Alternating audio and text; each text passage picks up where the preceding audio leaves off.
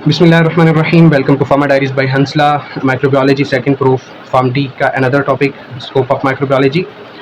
General scope of microbiology की बात करें तो मेडिसिनल माइक्रोबायोलॉजी है। मेडिसिनल माइक्रोबायोलॉजी में वो हम उन डिजीज़ के बारे में स्टडी करते हैं जो कि माइक्रोब्स की वजह से होती हैं, ताकि उनकी डायग्नोसिस, ट्रीटमेंट और प्रिवेंशन में रोल प्ले किया जा सके। इंडस्ट्रियल माइक्रोबायोलॉजी, इसमें माइक्रोब्स का यूज़ किया जाता है एंटीबायोटिक्स, एंजाइम्स, विटामिन्स और वैक्सीन वगैरह की प्रोडक्शन के लिए। एग्रीकल्चरल माइक्रोबायोलॉजी, जिसमें soil microbes, nitrogen fixation and biofertiliser शामिल हैं। फूड माइक्रोबायोलॉजी में रोल होता है माइक्रोबायोलॉजी का, माइक्रोब्स का in the food spoilage, preservation, fermentation and food safety. उसके बाद इन्वायरमेंटल माइक्रोबायोलॉजी होती है, role of microbes in pollution control, pollution को कंट्रोल करने में माइक्रोब्स का रोल। बायोडिहाइड्रेशन, रिसाइकलिंग, ये सारे जो है वो इन्वायरमेंटल माइक्रोबायोलॉजी में आ जाते हैं। फिर जेनेटिक इंजीनियरिंग और बायोटेक्नोलॉजी की फील्ड से माइक्रोब्स जो है वो रिकॉम्बिनेंट ड्रग्स की प्रोडक्शन में, इंसुलिन की प्रोडक्शन में, जीन की थेरेपी में यूज़ किए जाते हैं।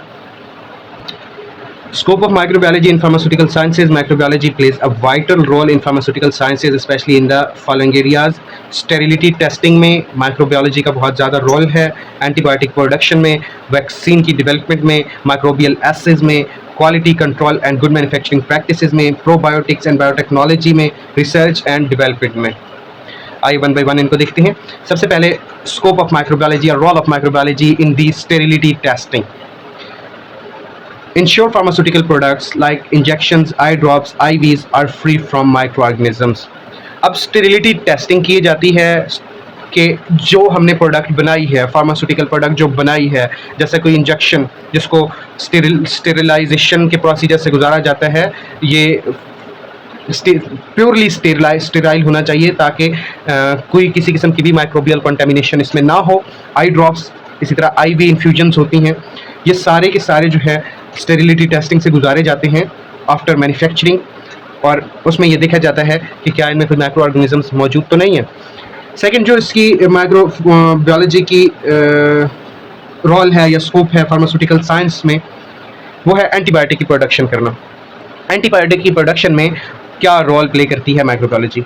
माइक्रो ऑर्गेनिज्म जैसा कि पेनिसिलियम एंड स्ट्रेप्टोमाइसिस, ये माइक्रो ऑर्गेनिजम्स हैं, यानी कि पेनिसिलियम एक बैक्टीरिया है जिसको हम यूज़ करते हैं लार्ज स्केल फर्मेंटेशन के प्रोसेस में, ताकि हमें एंटीबायोटिक्स प्रोड्यूस हो। एंटीबायोटिक्स की प्रोडक्शन के लिए हम पेनिसिलियम और स्ट्रेप्टोमाइसिस का यूज़ करते हैं, जो कि माइक्रो ऑर्गेनिजम्स हैं। माइक्रो ऑर्गेनिजम्स को स्टडी करना माइक्रोबायोलॉजी कहलाता है, तो एंटीबायोटिक की प्रोडक्शन में भी माइक्रोबायोलॉजी का बहुत इंपॉर्टेंट रोल है। After that vaccine development, vaccines are produced using like live attenuated or killed microorganisms are their components like toxoids, antigens, यानी कि वैक्सीन की डेवलपमेंट में भी माइक्रोबायोलॉजी बहुत इंपॉर्टेंट रोल प्ले करती है।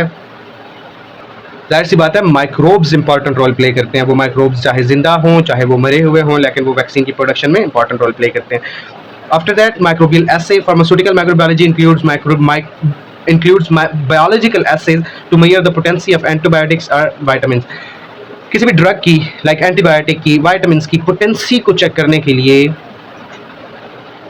बायोलॉजिकल एसेस किए जाते हैं ताकि वो मेजर कर सकें कि कितनी पोटेंट ड्रग है। तो माइक्रोबियल एसे में माइक्रोबायोलॉजी का रोल।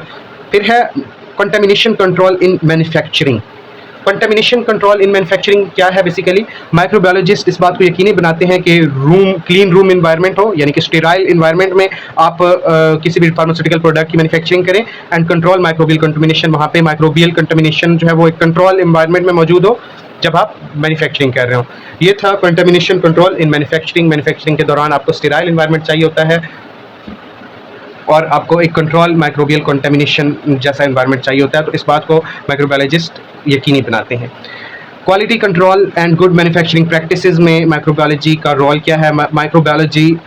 माइक्रोबायोलॉजिकल टेस्ट जैसे कि total microbial count, pathogen testing, endotoxin testing are part of quality control in pharma industry. Pharma industry में कुछ माइक्रोबायोलॉजिकल टेस्ट किए जाते हैं जिनमें total microbial count, pathogen testing, endotoxic testing वगैरह शामिल हैं, जो कि क्वालिटी कंट्रोल में फार्मा इंडस्ट्री में बहुत इंपॉर्टेंट रोल प्ले करती हैं।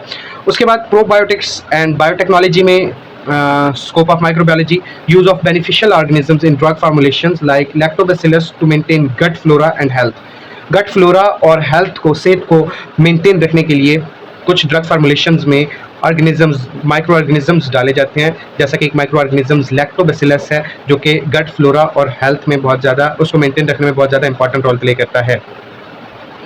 उसके बाद रिसर्च एंड डेवलपमेंट में रोल है microbiology aids in drug discovery, understanding drug microbe interaction, resistance mechanisms, for example MRSA, MDRTB etcetera. जो रिसर्च हैं, रिसर्च फील्ड्स हैं, उनमें माइक्रोबायोलॉजी एड्स के तौर पे इन ड्रग डिस्कवरी, ड्रग को डिस्कवर करना है, उसको अंडरस्टैंड करना है, ड्रग का माइक्रोब के साथ जो इंट्रैक्शन है उसको देखना है, रेजिस्टेंस मैकेनिज्म है ड्रग का माइक्रोब्स के साथ उसको देखना है। तो ये सारी रिसर्च फील्ड में माइक्रोबायोलॉजी का रोल होता है। फिर डेवलपमेंट में इसी तरह आप लैब्स में यूनिवर्सिटी लेवल पे वर्किंग कर रहे होते हैं।